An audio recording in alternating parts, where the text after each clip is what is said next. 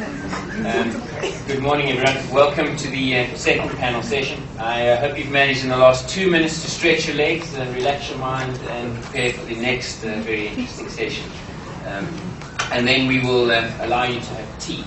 But I'd like your full attention, and I'd like to have your full contribution and participation in this particularly interesting session as well.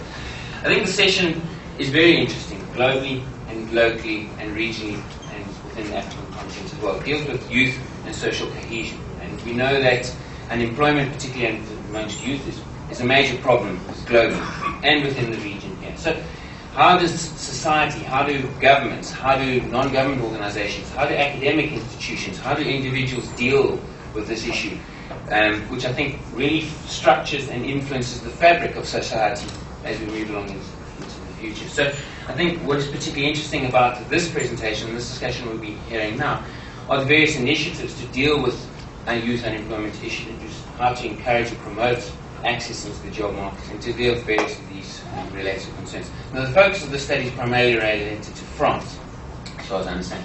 But I think what we should think about, particularly in this area, is how we can take these insights, how we can consider them in the context of Africa. We're in Africa. This is an issue that relates to Africa. And so I'd like to invite you to actively think along these lines and let's relate these insights to the topic or the continent at hand today. Now, we have two excellent speakers today. We'll start off with Martin Hirsch. Martin's actually the president of France's Civil Service Agency.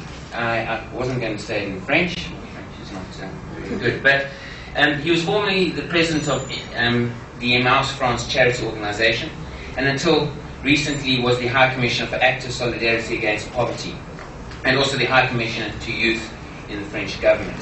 So what we have, Martin is a person who has great experience and who can give great insight into both the implementation and the issues related to it. The second speaker is Bruno Capone. He's a JPL affiliate, professor at the researcher at the Centre de Research in Économie et Statistique. There's my French for you. And he's also associate professor at NCI and École Polytechnique. Now, Bruno has also conducted a lot of experiments, both in Morocco as well as in France. They bring quite a lot of experience in the implementation of these, and we'd like to hear that aspect as well. So, like the previous session, we have speakers who's covered 2 dimensions of these projects, and so I invite Martin to come to the table, and we're excited to